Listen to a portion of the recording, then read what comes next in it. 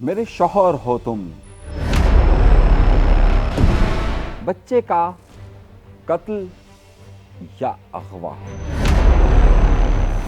एक सच्ची कहानी कि जो आपको दहला कर रखती है।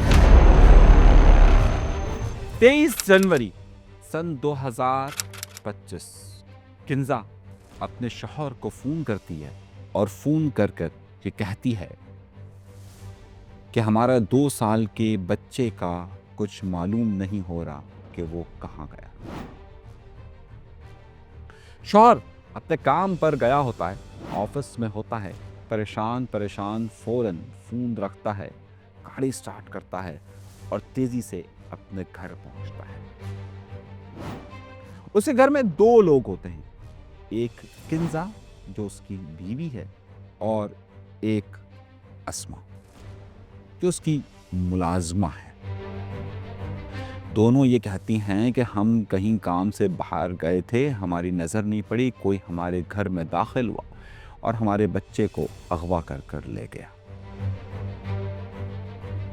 फौरन वो शख्स बाहर निकलता है, जगह जगह जाकर देखता है, लेकिन कहीं भी उसे अपने बच्चे का नाम और निशान नहीं मिलता।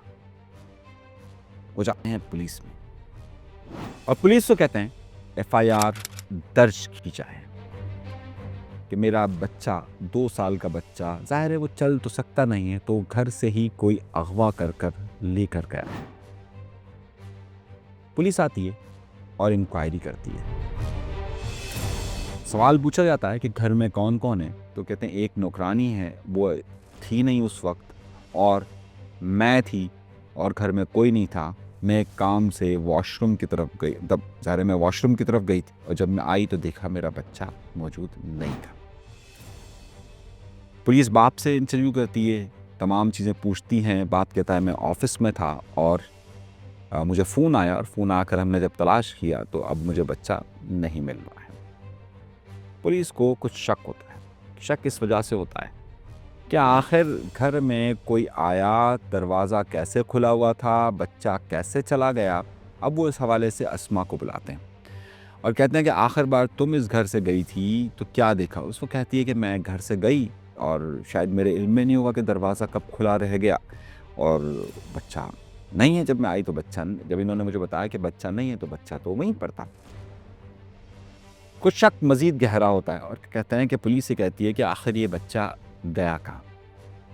अस्मा से बात करते हैं, अस्मा को पूछते हैं, यानी कि किंजा से जब पूछते हैं उसकी बीवी से कि ये बताएं कि आखिर बार आपने कोई आवाज़ सुनी हो, कुछ सुनी हो, तो पुलिस को कुछ डाउट होता है।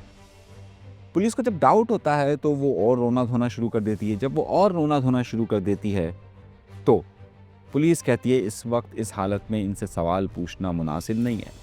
ऐसा करें आप अपने मोबाइल नंबर दे दें तो हम उससे ज़रा सा कॉल रिकॉर्ड उठा के देख लेते हैं कि कोई कॉल वॉल ना आई हो आपको, या कोई ऐसा आपका मोबाइल जो है आपकी पोजीशंस ना बता रहा हो। जब मोबाइल का डेटा उठाया जाता है तो उसमें एक बड़ी अजीब बात ये होती है कि इनका एक रिश्तेदार होता है, एक नंबर पर मुसलसल किंजा एक शख्स से इस वाक़ये से पहले राब्ते में होती है। वो शख्स कौन है? वो शख्स किंजा और उसके शौहर का रिश्तेदार है। पुलिस उसे बुलाती है क्योंकि अभी इस औरत से गुफ्तगू करना मुनासिब नहीं था, क्योंकि इसकी ज़हनी हालत ऐसी नहीं थी। ये अपने आप को शो ऐसे कर रही थी कि ज़हनी हालत ऐसी नहीं है। पुलिस उस लड़के को बुलाती है थाने में और जब अपना रिवायती तरीका अपनाती है तो बहुत कुछ सामने आना शुरू हो जाता है। कहानी आगे बहुत ज़्यादा टर्न लेगी और आप हैरत ज़दा रहेंगे। दरहकीकत किंजा का इस लड़के इस्लाम के साथ शादी से पहले अफेयर होता है। न सिर्फ अफेयर होता है बल्कि दोनों के दरमियान नाजायज ताल्लुकात भी होते हैं। किंजा और इस्लाम के दरमियान इन ताल्लुकात का सबको मालूम होता है, मगर उसके घर वाले ये नहीं चाहते कि ये शादी हो। फिर ज़बरदस्ती होती है और किंजा एक और शख्स से शादी कर लेती है। लेकिन किंजा इस्लाम से अपने राब्ते मुनक़ता नहीं करती है, बल्कि आप ये समझिए कि इनके दरमियान उस वक्त भी नाजायज़ ताल्लुकात होते हैं। न सिर्फ फ़ोन पर गुफ्तगू होती है, बल्कि इनके जिस्मानी रिलेशंस भी होते हैं। किन्ज़ा इस्लाम को मजबूर करती है कि तुम मुझसे हर सूरत में शादी करो, लेकिन उसी वक्त ये भी मालूम होता है कि किन्ज़ा पेट से है, वो एक बच्चे को जन्म देने वाली है। ये मामला वहाँ रुक जाता है और फिर उस एक बच्ची की पैदाइश होती है और बेटे की पैदाइश होती है और वो 2 साल का हो जाता है। किन्ज़ा इस्लाम से मिलती रहती है, यहाँ तक कि अब जब उसका शौहर घर से चला जाता है तो इस्लाम उसके घर पर भी आता है और इस बात का इल्म उसकी नौकरानी को होता है। नौकरानी इस पूरे मामले को देख रही होती है और अपनी मुंह मांगी कीमत भी ले रही होती है इस तरह खामोश रहने की। पूरा दिन इस्लाम किन्ज़ा के साथ उसके घर में अकेला मौजूद होता है। बात अब ज़्यादा लीक ना हो जाए तो उसके लिए रास्ता ये होता है कि किसी तरीके से तलाक ली जाए, लेकिन अगर तलाक ली जाती है तो ये घर, ये सब कुछ चीज़ें हाथ से चली जाएगी, यानी खुला लेने पर। तो फार्मूला ये तय होता है कि जनाब हमें ज़रूरी है कि सारी दौलत भी किन्ज़ा के नाम हो जाए और आराम से रह सके। उसके लिए उसके शौहर का रास्ते से हटना बहुत ज़रूरी होता है। लेकिन मसला ये होता है कि अगर शौहर रास्ते से हट गया तो फिर बच्चे का क्या किया जाएगा। ये लोग अपनी जिस्मानी ख्वाहिशात के लिए और अपनी हवस मिटाने के लिए ये कहते हैं कि पहले हमें बच्चे को रास्ते से हटाना होगा और उसके बाद उसके शौहर को कत्ल करना होगा ताकि सारी दौलत और जायदाद भी इन्हें मिल जाए। इस काम के लिए सबसे पहले चलती है उसकी नौकरानी।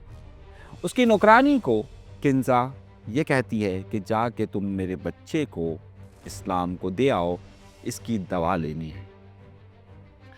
किन्ज़ा अपने बच्चे को अस्मा को देती है और सना को देती है और वो लेकर जाती है इस्लाम के पास।